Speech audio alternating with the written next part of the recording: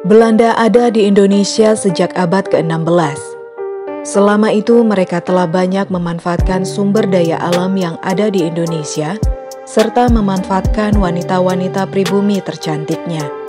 Di masa lalu, wanita pribumi selalu dicari oleh para lajang Belanda, kadang mereka yang sudah menikah pun tetap mencari.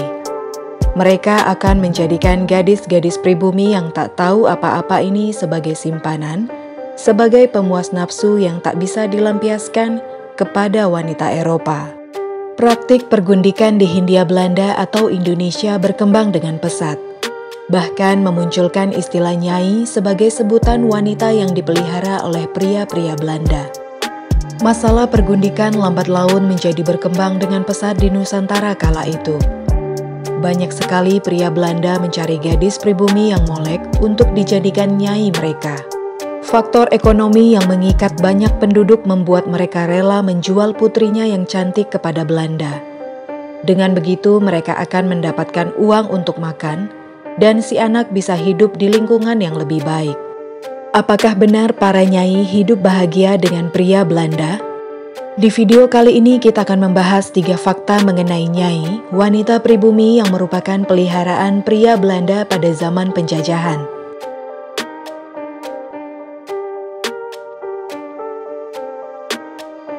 Pertama, status nyai dalam rumah Belanda.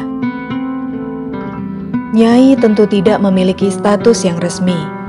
Meski kadang mereka diperlakukan dengan baik seperti diberi baju dan perhiasan, status mereka adalah ilegal.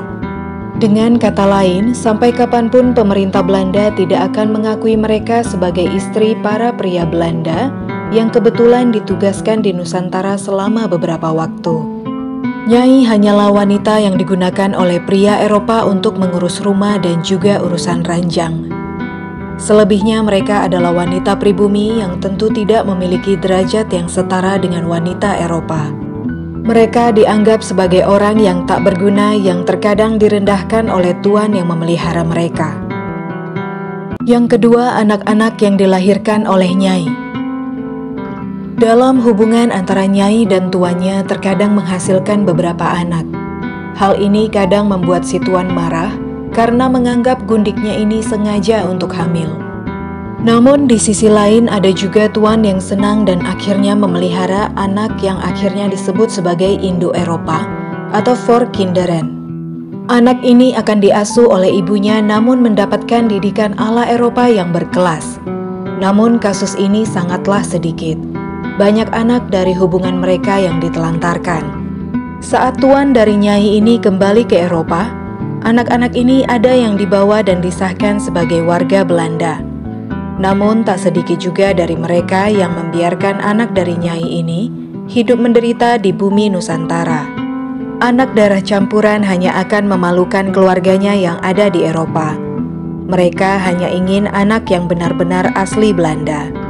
Untuk menyiasati masalah ini, banyak dari pria Eropa yang menitipkan anak mereka, terutama yang disayang kepada rekannya di Indonesia. Dengan begitu, anak ini masih bisa hidup dengan baik dan kelak bisa menyusul pergi ke Eropa. Yang ketiga, nyai akan dijual lagi kepada pria lain. Nyai selalu dicitrakan sebagai wanita yang tak lebih dari binatang. Citra ini terus dipegang agar ada garis pemisah antara wanita terhormat Eropa dan pribumi. Saat tuan yang memelihara mereka kembali ke Eropa karena tugasnya sudah selesai, mereka akan menjual gundik ini kepada pria Eropa lainnya jika masih memiliki penampilan yang menarik. Jika tidak, mereka akan dibiarkan dan dibuang begitu saja. Para nyai yang memiliki anak dengan wujud dominan Eropa akan diberi warisan untuk hidup yang lebih baik. Para nyai yang tak beruntung akan dibiarkan hidup menderita, dan anaknya direbut karena dianggap lebih Eropa dan bisa hidup selayaknya bangsawan. Demikian pembahasan kita mengenai 3 fakta tentang nyai, wanita pribumi peliharaan pria Belanda zaman penjajahan di video kali ini.